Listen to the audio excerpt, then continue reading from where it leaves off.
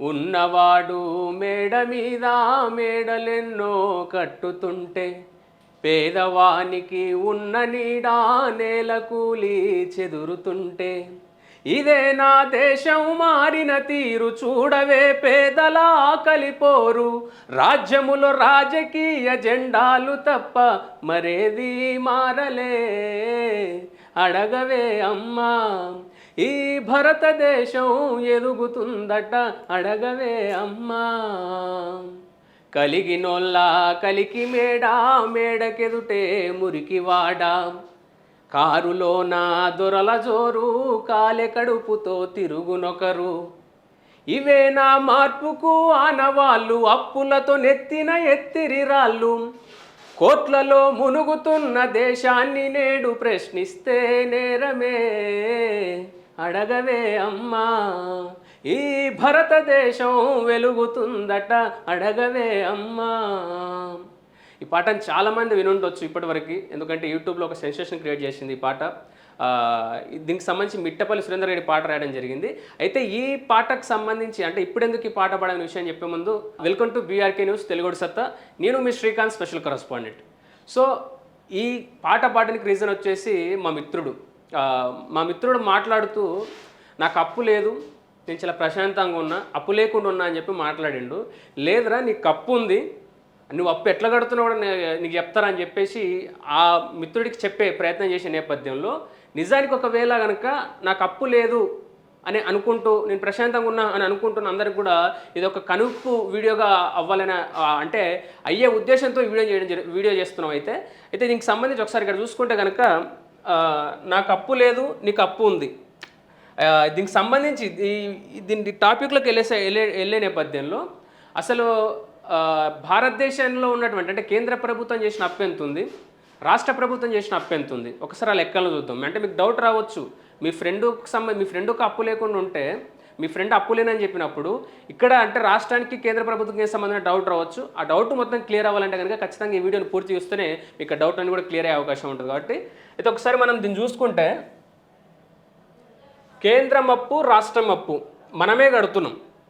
కేంద్ర తెలంగాణ ప్రభుత్వాల బడ్జెట్ నివేదికలు అలాగే అధికారిక గణాంకాల ప్రకారం చూసుకుంటే కేంద్ర ప్రభుత్వం భారతదేశం దాదాపు మొత్తం అప్పు సుమారుగా 201.17 లక్షల కోట్లు అయితే సగటున ఒక్కొక్కరిపైన ఉన్నటువంటి భారం 1.36 లక్షల రూపాయలు అనేది సగటున ఒక్కొక్కరిపైన పడుతున్నటువంటి భారం అది. అయితే తెలంగాణను కూడా చూసుకుంటే ఇక్కడ అధికారిక పబ్లిక్ డేటా ప్రకారం చూసుకుంటే దాదాపు 5.62 లక్షల కోట్ల అప్పు తెలంగాణ రాష్ట్ర ప్రభుత్వం చేసి ఉంటే దానికి సంబంధించి ఒక్కొక్కరిపై పడుతున్నటువంటి భారం చూసుకుంటే కనుక 1.60 లక్షల రూపాయలు అనేది భారం పడుతుంది. అంటే తెలంగాణలో మొత్తం బాకీలు గ్యారెంటీలతో అంటే ఇప్పుడు తెలంగాణ రాష్ట్ర ప్రభుత్వం ఇచ్చిన గ్యారెంటీలు ఏవైతున్నాయో అమలు సంక్షేమ పథకాలు ఏవైతున్నాయో వీటన్నిటిని పూర్తి మొత్తం అంతా కలిపి చూస్తే కనుక దాదాపు 8.64 లక్షల కోట్ల రూపాయలు అప్పు ఉండగా ఒక్కొక్కరిపైన సగటున భారం అనేది 2.46 లక్షల రూపాయలు అనేది భారం పడుతూ ఉందన్నట్టు. అంటే ఇక్కడ చూసుకోవచ్చు కేంద్ర ప్రభుత్వం దేశవ్యాప్తంగా చేసే అప్పుల భారం పరోక్షంగా రాష్ట్రాల ప్రజలందరిపైన ఉంటుంది. దీనికి అదనంగా రాష్ట్ర ప్రభుత్వం చేసే అప్పుల భారం ఆయా రాష్ట్ర ప్రజలపై కూడా ప్రత్యేకంగా ఉంటుంది. అంటే కేంద్ర ప్రభుత్వం చేసే అప్పులు అలాగే రాష్ట్ర ప్రభుత్వం చేసే అప్పులు ఈ రెండు అప్పులు కూడా ప్రజలపై అనేది భారం పడుతుంది. సగటున ప్రతి భారతీయునికి సగటున ప్రతి తెలంగాణ పౌరునికి అనేది ఈ అప్పు అనేది చెంత ఉంది. అయితే ఇక్కడ చూసుకోవచ్చు అంటే ఈ కేంద్రం అప్పు ప్లస్ రాష్ట్రం అప్పు = మనమే కడుతున్న విషయాన్ని చాలా క్లియర్గా మనకి అర్థం చేసుకోవాలి.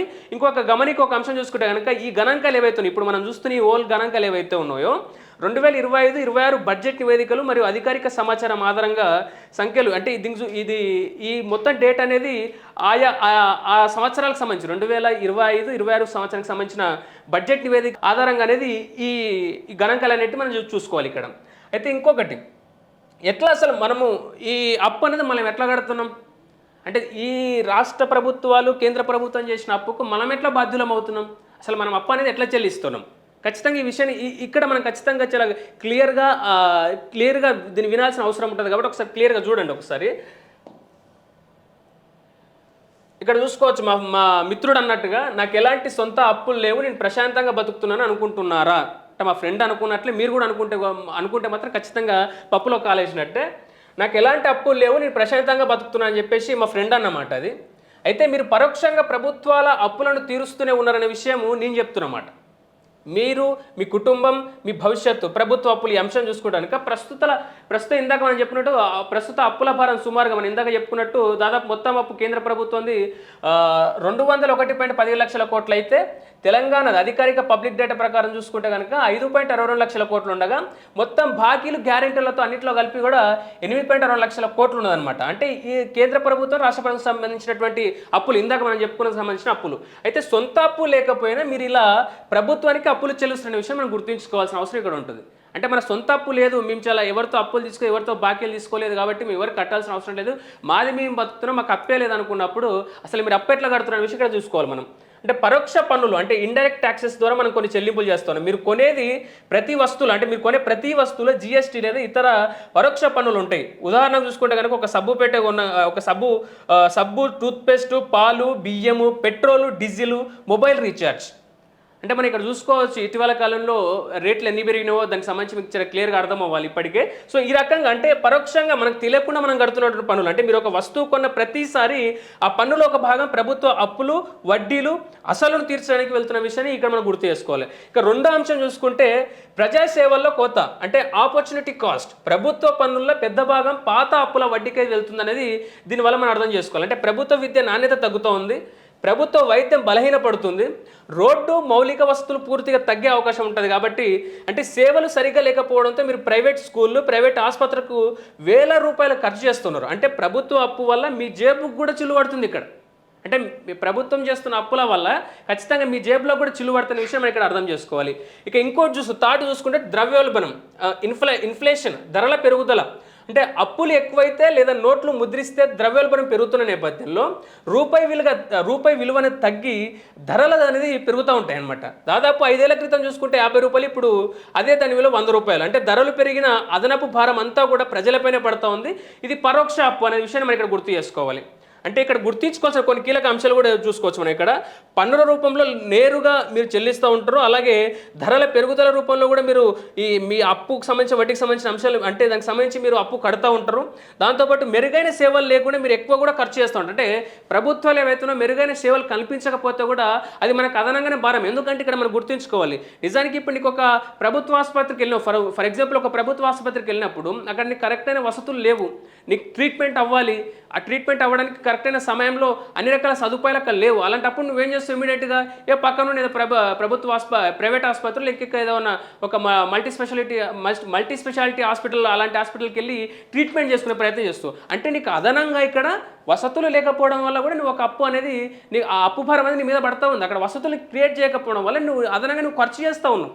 సో అది దాంతోపాటు బ్యాంకు లోను, నైట్ లోన్ లేకపోయినా కూడా అంటే ప్రభుత్వ అప్పు భారాన్ని మీరు ప్రతిరోజు మోస్తూ ఉన్నారు. మీ శ్రమతో సంపాదించిన డబ్బులోంచి కొంత భాగం ప్రభుత్వ అప్పులు తీర్చడానికి వెళ్తుందనే విషయాన్ని ఇక్కడ మనం గుర్తుంచుకోవాలి. అంటే మనం చెల్లించే పన్నులు మన భవిష్యత్తు కోసం ఖర్చు అవ్వాలి, అప్పుల వడ్డీ కోసం కాదనే విషయం కూడా ఇక్కడ మనం గుర్తుంచుకోవాలి. అంటే చాలా క్లియర్ ఇక్కడ దీంట్లో ఇవ్వడం జరిగింది.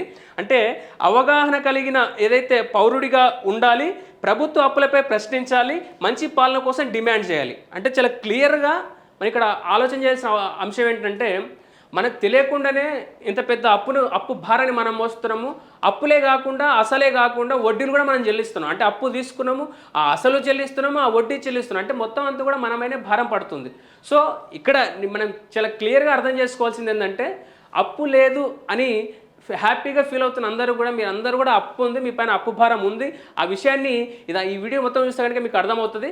సో అప్పు లేదు అనుకున్న వాళ్ళందరూ కూడా అప్పు ఉందని భావించి ఇప్పటికైనా కూడా అంటే ఒక నాయకుని ఎన్నుకునే ఒక నాయకుడిని ఎన్నుకునే దగ్గర నుంచి మీ భవిష్యత్తు నిర్ణయం వరకు ప్రతి విషయాన్ని మీరు ఈ రోజున ప్రశ్నించకపోతే కనుక అంటే అవగాహనతో ఉండి ప్రభుత్వం అప్పులపైన కూడా ఎప్పటికెప్పుడు ప్రభుత్వాన్ని ప్రశ్నించాల్సిన అవసరం కూడా మనకు ఉంటుంది. ఆ విషయాన్ని గుర్తుంచుకోవాలి. అలాగే ఈ వీడియో వేదికగా నా మిత్రుని కూడా చెప్తున్నా, అప్పు లేదని ఎప్పుడు భ్రమపడకు. అంటే నాకు అప్పు లేదు అని ఒక భ్రమలో బతుకోకు. నువ్వు అప్పు ఉంది, అప్పు నువ్వు కడతా ఉన్నావు. ఈ విషయాన్ని నువ్వు గుర్తుంచుకోవాల్సిన అవసరం ఉంది. అలాగే ఎవరైతే ప్రజలు ఇంకా మిగతా వాళ్ళు మన ప్రజలు ఎవరైతే వాళ్ళందరూ మాకు అప్పు లేదు అనుకున్న వాళ్ళంతా కూడా ఖచ్చితంగా అప్పు ఉందనే విషయాన్ని గుర్తు చేసుకొని ఇప్పటికైనా అంటే మన స్థానికంగా ఉన్న ప్రతి ఒక్క నాయకుడు మనం ప్రశ్నించాల్సిన అవసరం కూడా ఉంటుంది. ఎందుకంటే ఆ అప్పుని అంటే ఎంత అప్పు చేస్తా ఉన్నారు, ఎంత అప్పుని ఆ అప్పుకు మనం ఎంత వడ్డీ కడుతున్నాం అనే విషయం ఇలాంటి కొన్ని కీలకమైన విషయాలు మనం తెలుసుకున్నంత వరకు కూడా ఇలాగే మా ఫ్రెండ్ భ్రమలో బతికినట్టు కూడా మనం అంతా కూడా భ్రమలో బతికే అవకాశం లేకపోలేదు. సో చూస్తూనే ఉండండి బీఆర్కే న్యూస్, తెలుగుడు సత్తా.